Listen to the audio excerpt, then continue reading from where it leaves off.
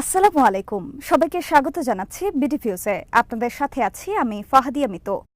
ফিলিস্তিনে ইসরায়েলের সীমাহীন বর্বরতা পশ্চিমা সরকারগুলোর বোধোদয় না ঘটালেও দেশগুলোর সাধারণ মানুষের মনে ধীরে ধীরে সচেতনতা সৃষ্টি হচ্ছে। ফিলিস্তিনি জনগণের দুর্ভাগ্য ও দুর্ভোগের বিষয়ে অবসান ঘটছে তাদের উদাসীনতার। এতদিন ধরে তারা বিষয়টিকে ইসরায়েল ও ফিলিস্তিন দুই পক্ষের অভ্যন্তরীণ সমস্যা বলে মনে করে আসছিল, ফলে এক ধরনের নিরপেক্ষতা বজায় রাখত। এছাড়া অর্ধ শতাব্দীরও বেশি সময় ধরে চলা সংঘাতকে ফিলিস্তিনিদের হঠকারিতা বলেই ভাবত। কিন্তু গত বছরের অক্টোবর থেকে গাজায় ইসরায়েলি বর্বরতা সীমা ছাড়িয়ে যাবার পর ইসরায়েলের পশ্চিমা মিত্র দেশগুলোর জনগণের চোখে ভয়াবহতা ক্রমশ স্পষ্ট হয়ে উঠছে। বিভিন্ন জরিপ ও সমীক্ষার ফলাফল এবং বিশ্লেষকদের মতামত নিয়ে থাকছে মাসুদ আনোয়ারের প্রতিবেদন।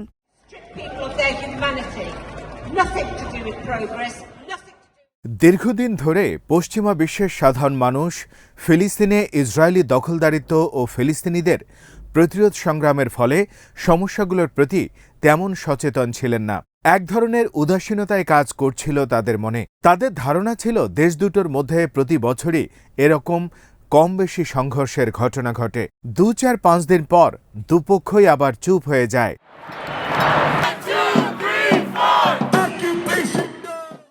যারা এর প্রেক্ষাপট সম্পর্কে জানত তারা এ সম্পর্কে নির্বিকার ও নিরপেক্ষতা বজায় রাখত। অনেকে আবার ফিলিস্তিনিদের প্রতি কিছুটা বিতৃষ্ণাও বোধ করত। তাদের প্রতিরোধ ও পাল্টা হামলাকে মনে করা হতো সন্ত্রাসমূলক কাজ।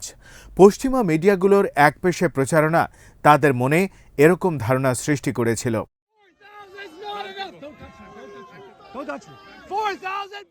কিন্তু গত 6 মাস ধরে ইসরায়েলি বর্বরতা এতটা সীমা ছাড়িয়েছে যে এবার উদাসীন ও নিরপেক্ষ পশ্চিমা জনগণের মনেও তার প্রভাব পড়তে শুরু করেছে।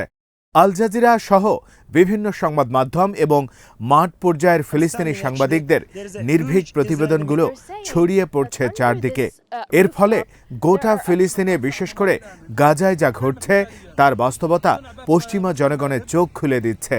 তারা বুঝতে পারছে ফিলিস্তিনি জনগণ প্রজন্মের পর প্রজন্ম ধরে ইসরায়েলের বর্বরতা ও তার প্রতি পশ্চিমা দেশগুলোর সরকারগুলোর উদাসীনতা ও অন্যায্য সমর্থনের শিকার হয়ে আসছে।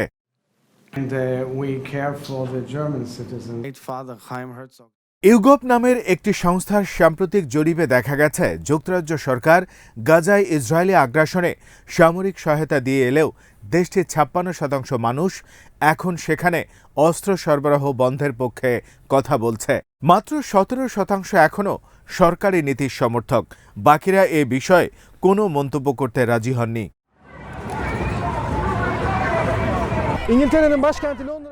গাজায় কাজ করে এবং যুক্তরাজ্যের নীতি নির্ধারকদের ওপর প্রভাব রাখে এমন একটি এনজিও সংগঠন অ্যাকশন ফর হিউম্যানিটি।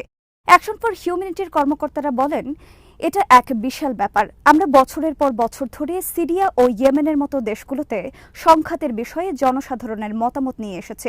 যুক্তরাজ্যের জনসাধারণ কখনো কোনো সংঘাত নিয়ে এতটা সচেতনতা দেখায়নি, তারা এসব নিয়ে এতটা আবেগও দেখায়নি।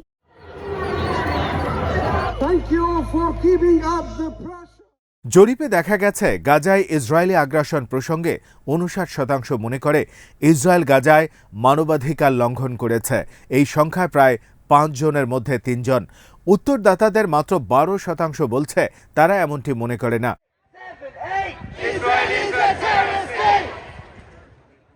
ইউগভের এই জরিপটি চালানো হয়েছিল 1 এপ্রিল ওয়ার্ল্ড সেন্ট্রাল কিচেনের সহায়তা কর্মীদের হত্যার আগে। ওই নৃশংস হত্যাকাণ্ড সারা বিশ্বকে, এমনকি যুক্তরাষ্ট্র সরকারকেও আতঙ্কিত করে তোলে। এই ঘটনায় বিশ্বজুড়ে ব্যাপক প্রতিবাদ ও নিন্দা শুরু হয়। এরপর থেকে এমন লোকের সংখ্যা বাড়তে থাকে যারা এতে কোনো অংশ নিতে চায় না।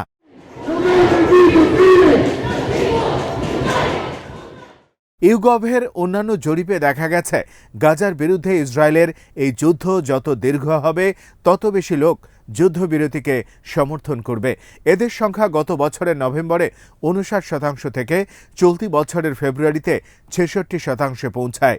গাজায় ইসরায়েলের আক্রমণ ঠিক হচ্ছে না এমন লোকের সংখ্যা নভেম্বরে 44% থেকে ফেব্রুয়ারিতে 45% উন্নীত হয়েছে। আর শান্তি আলোচনার পক্ষে সমর্থন বেড়েছে 61 থেকে 66%।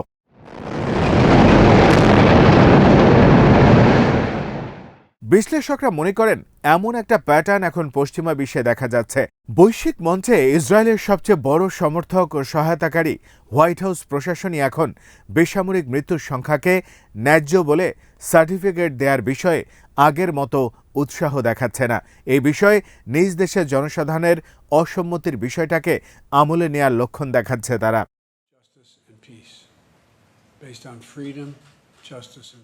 সিবিএস ইউগভের একটি জরিপে দেখা গেছে, আগে যেখানে প্রায় অর্ধেক মার্কিনই ইসরায়েলে অস্ত্র পাঠানোর বিষয়টাকে সমর্থন জানিয়েছিল, চলতি মাসে তার পরিমাণ নেমে এসেছে মাত্র ৩২%। সেখানে যুদ্ধবিরতির প্রতি সমর্থন বাড়ছে। পর্যবেক্ষক ও বিশ্লেষকরা বলেছেন, ধীরে ধীরে পুরো পশ্চিমা জুড়ে এই পরিবর্তন দেখা যাচ্ছে।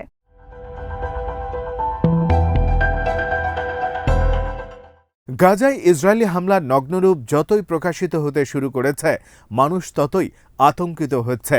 পশ্চিমা জনগণের বেশিরভাগ গাজা, পশ্চিম তীর এবং জেরুজালেমে সংঘটিত মানবতার বিরুদ্ধে অপরাধ সম্পর্কে আরও বেশি ক্ষুব্ধ ও সচেতন হতে শুরু করেছে। এমনকি যারা একসময় গাজায় ইসরায়েলি হামলা ও বেসামরিক মৃত্যুকে ন্যায়সঙ্গত বলে ভাবতেন, তারাও এখন ভাবতে বাধ্য হচ্ছে সেখানে যা ঘটছে তার সবকিছুকে ন্যায্যতা দেয়া ঠিক নয়।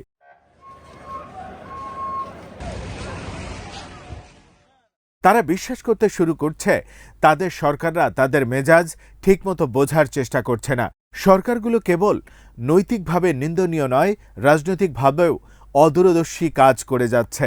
Rule 36 of the Council's Provisional Rules of Procedure states 12 April German পুলিশ বার্লিনে ফিলিস্তিনের প্রতি সংহতি জানিয়ে আহ্বান করা একটি সমাবেশ বন্ধ করে দেয়। সম্মেলনের সাথে জড়িত কয়েকজনকে গ্রেপ্তার করে।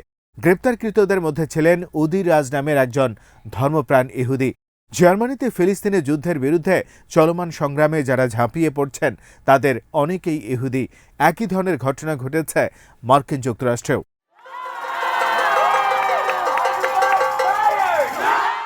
যুক্তরাষ্ট্রের হোবার্ট এবং উইলিয়াম স্মিথ কলেজের কর্তৃপক্ষ সম্প্রতি রাজনৈতিক তাত্ত্বিক জোডি ডিনকে ছুটিতে পাঠিয়েছেন। অপরাধ হিসেবে বলা হয়েছে, তিনি 7 অক্টোবর হামাসের আক্রমণকে তার একটি প্রবন্ধে ফিলিস্তিনিদের মুক্তির সম্ভাবনা হিসেবে অভিহিত করেছেন। স্কাই নিউজ জানিয়েছে, 27 এপ্রিল যুক্তরাষ্ট্রের বিশ্ববিদ্যালয়গুলোতে ইসরায়েল বিরোধী বিক্ষোভে 550 জনেরও বেশি শিক্ষার্থীকে গ্রেফতার করেছে পুলিশ। হিউম্যান রাইটস ওয়াচ ও আমেরিকান সিভিল লিবার্টিজ ইউনিয়ন বিক্ষোভকারীদের গ্রেফতারের নিন্দা করেছে এবং কর্তৃপক্ষকে তাদের বাক স্বাধীনতার অধিকারকে সম্মান করার আহ্বান জানিয়েছে।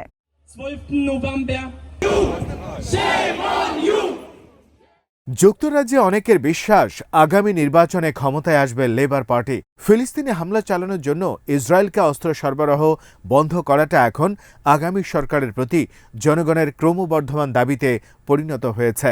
Mr. Speaker, nobody wants to see this conflict go on for a moment. ইউগভের এক জরিপে দেখা গেছে ৭১% মানুষ লেবার পার্টিকে ভোট দিতে চান। তাদের দাবি, পরবর্তী যুক্তরাজ্য সরকার যেন ইসরায়েলকে অর্থায়ন বন্ধ করে। Devastating impact of the fighting in Gaza on the civilian population. Too many গত কয়েক দশক ধরে পশ্চিমা রাষ্ট্রগুলো ফিলিস্তিনিদের বিরুদ্ধে ইসরায়েলের সব অপকর্মকে নির্বিবাদে দায় মুক্তি দিয়ে এসেছে।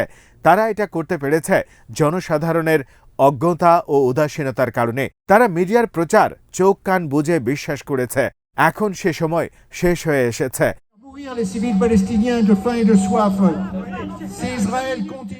মানুষ এখন ইসরায়েলের অন্যায় সম্পর্কে সচেতন হয়ে উঠছে এবং রাস্তায় তার বহিঃপ্রকাশ ঘটছে। বিশ্ব এখন মনোযোগ দিচ্ছে গাজার দিকে। সবাই দেখতে পাচ্ছে কি এক অপ্রাকৃতিক ও ভয়ঙ্কর বাস্তবতা ফিলিস্তিনিরা দিনের পর দিন, মাসের পর মাস সহ্য করে যাচ্ছে।